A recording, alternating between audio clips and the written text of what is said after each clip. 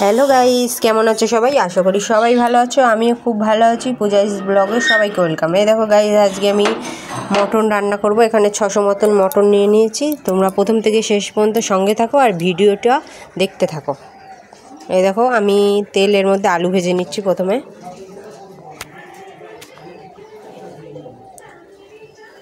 এই লবণ দিয়ে দিলাম। এবারে দিয়ে দিচ্ছি হলুদ,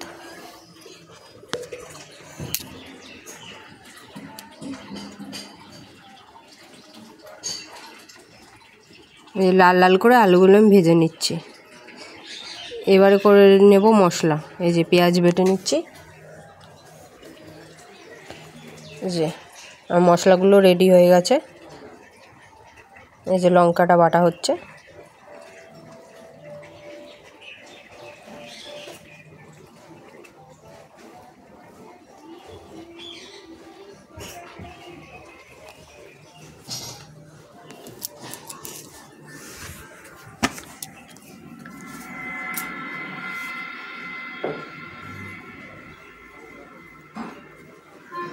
এই যে আলুগুলো এখানে প্রায় ভাজাই হয়ে গেছে।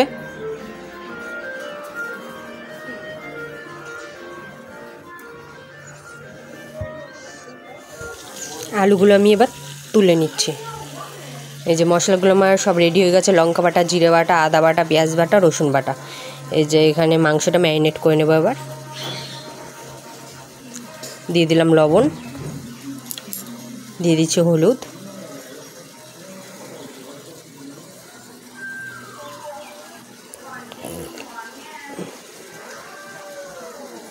এবার আমি বাটা মশলাগুলো দিয়ে দিচ্ছি। সব একসাথে ভালো করে মাখিয়ে নেব।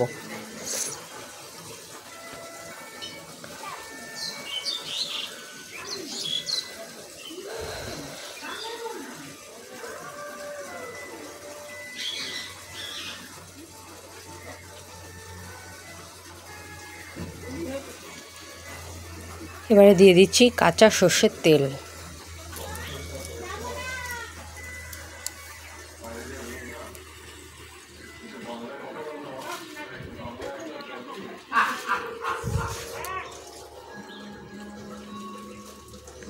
এই যে এবার ভালো করে মাখিয়ে নেব মাংসটা।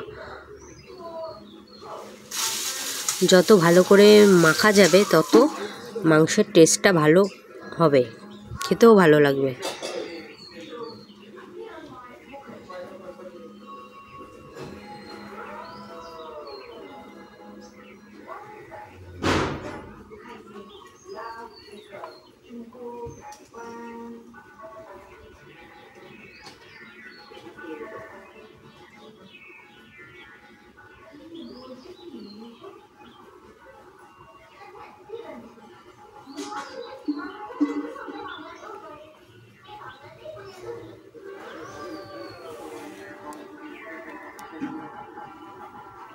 কড়াইতে আমি তেল দিয়ে দিয়েছি। এবার ফোড়নে দিয়ে দিচ্ছি জিরে আর শুকনো লঙ্কা।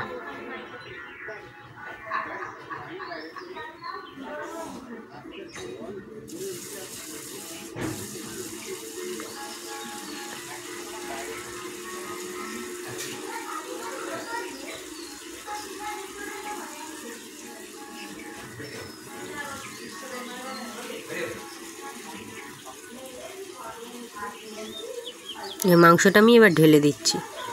আর এখানে তেজপাতাও দিয়ে দিয়েছি, কাঁচা তেজপাতা, কেননা সেন্টটা ভালো হয় কাঁচা তেজপাতা মাংসে দিলে। এইভাবে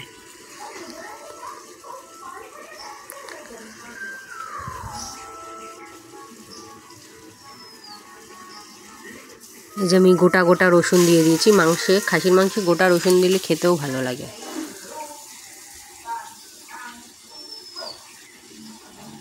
এই যে মাংসটা কষানো প্রায় হয়েই যাচ্ছে।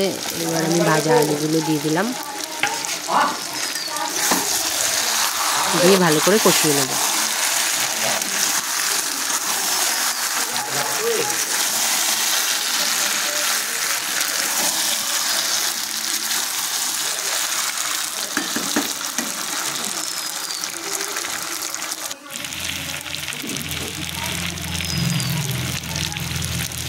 এবার আমি জল দিয়ে দিলাম। আমার কষানো হয়ে গেছে।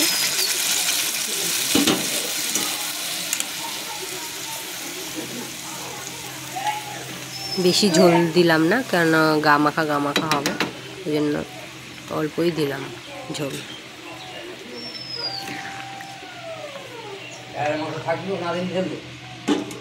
না না থাকলো।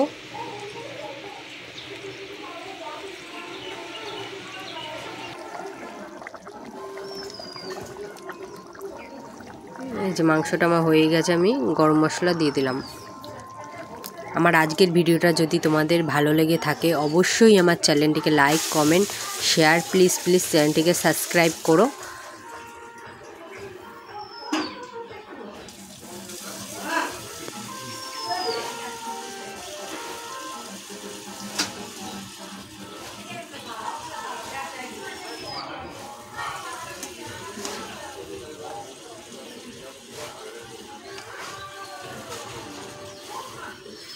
দেখা হচ্ছে নেক্সট ভিডিওতে। টাটা বন্ধুরা।